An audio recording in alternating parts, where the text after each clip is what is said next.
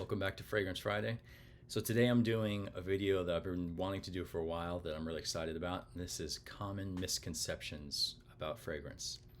So a lot of people have ideas that kind of just get spread around friends and family and people who don't really know what they're talking about.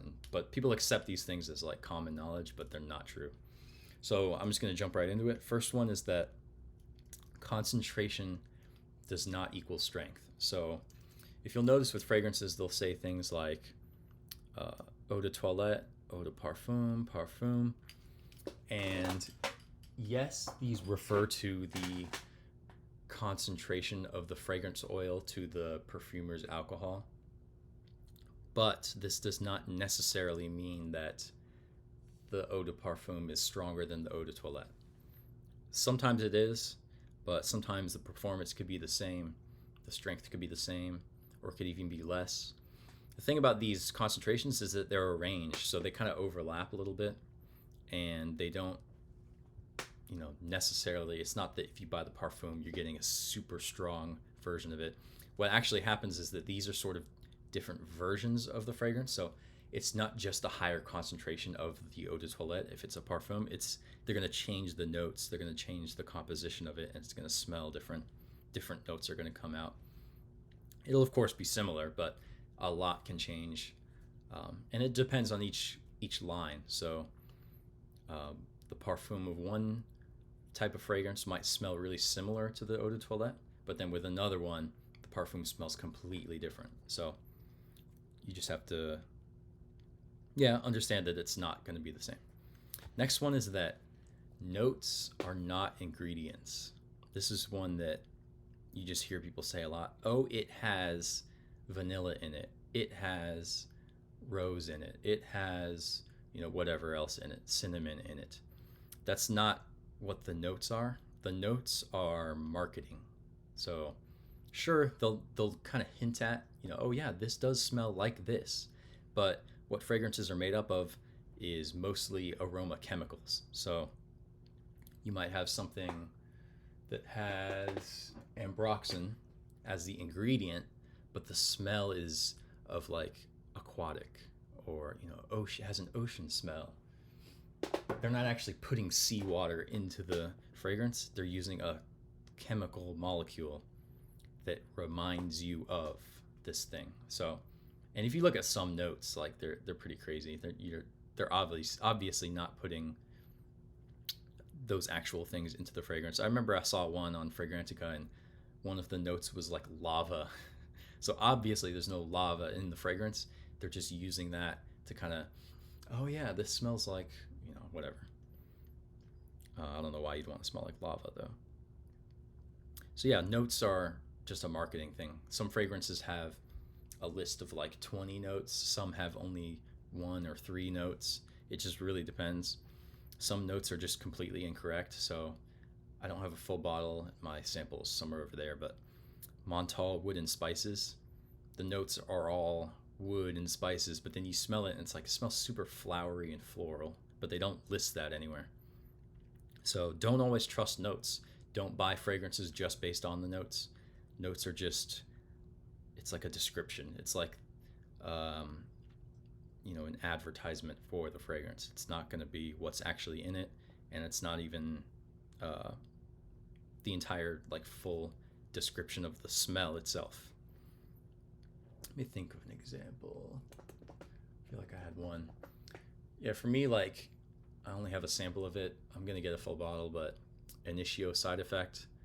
The notes are rum, vanilla, tobacco, cinnamon, but I get like fruity, cherry sweetness. It smells like candy. There's some other stuff in there. I still get like the tobacco and stuff like that, but there can be more to the fragrance than just what the notes list.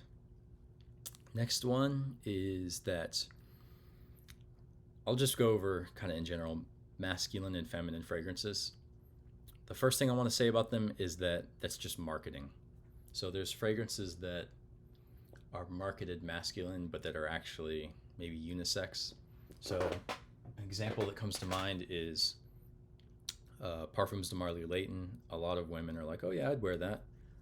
Pretty unisex smelling. Think of another example. Another one is ultra male Jean Paul Gaultier. So, you know, ultra male. It's, supposed to be like the, a fragrance for men, but then a lot of women are like, it smells like cotton candy, smells really sweet. And so they, again, that's something they say about it. Oh yeah, I'd wear this too. So kind of unisex. Same thing goes for like some feminine leaning fragrances. There's guys out there who wear Ariana Grande Cloud because it smells like Baccarat Rouge, and that's obviously a feminine fragrance, but it's just the marketing. Because at the end of the day, it's all the same chemicals, it's all the same stuff, it's just rearranged differently. And then this other misconception is that masculine, hyper masculine fragrances or hyper feminine fragrances are what is most attractive to the opposite sex. And also, what a man thinks is really attractive is not. So the misconception is like, I, as a man, really like this such and such fragrance. So one that maybe comes to mind is like Club de Nuit Intense Man, which is also smells like Creed Aventus. I think this smells really attractive. Therefore, women find it attractive, and that's just not the case. I mean, there's some women that love this, but what you think, whether you're man or woman, what you think is attractive is not necessarily, or what you think smells good is not necessarily what the opposite sex thinks smells good. So that's why I really love unisex fragrances, because they appeal to both. But I can't tell you how many times I smell a woman and she just smells like obnoxious flowers, or like super sugary, syrupy, like sweet, and it's just like sickening. And she probably thinks she smells really good, but it's just like, no. And the same thing goes for like hyper masculine fragrances, that like super manly, boozy, smoky, leathery fragrances. Some women might like it, but generally, if it's like hyper masculine, it's not going to be like super sexy, if that makes sense. So what you like is not necessarily what is attractive. Next misconception, I'll just kind of cover like spraying misconceptions. So people think that you shouldn't overspray. And overspraying is relative. Obviously, don't spray too much, but generally the misconception is that what is too much is actually a lot lower than what it actually is. So I hear a lot of people talk about, oh yeah, I have this fragrance, or I wear this fragrance, but then I actually like am around them and I can't smell it. So in a general sense, if you're using like typical designer scents, you'll probably be better off spraying more than you think you should. There's some niche scents and some designers that are pretty powerful, so you got to watch out for those. And of course, keep it like context appropriate. But this idea that, oh, you shouldn't spray more than 1.5 times, like, come on. Or that they don't see the full spectrum. So it's like they think it's either you spray a tiny bit or you're spraying way too much and you're choking everybody out. There's a middle zone that a lot of people ignore, where you're spraying a good amount, so like 6 to 8 sprays maybe, and that's enough that people smell you, but it's not too much. And it's going to depend on the fragrance, but generally people need to spray more is kind of what I'm getting at. Next one is that you should spray a cloud and then walk through it. That's just stupid. Spray directly.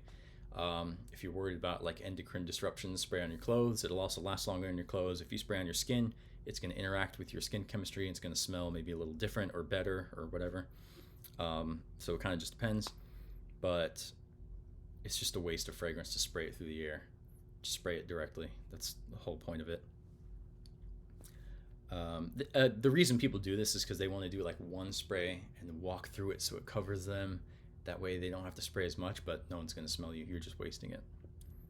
So if you're going to do one spray, I recommend like back of the neck is a really good one, because it's not going to be in your face. It's going to kind of leave a trail behind you. Behind the ears is a good place too. Shoulders, maybe sides of the arm. Those are also great places, in my opinion. Also, with spraying, do not spray and then rub it in. Rubbing it in does not enhance it. It destroys the fine molecules, the heat and the friction. It just destroys the fragrance.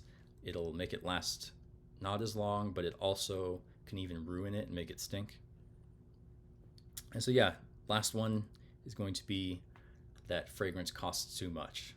Of course, this is relative to how much you have to spend or are willing to spend, but what I want to communicate is that people spend too much money by buying full retail.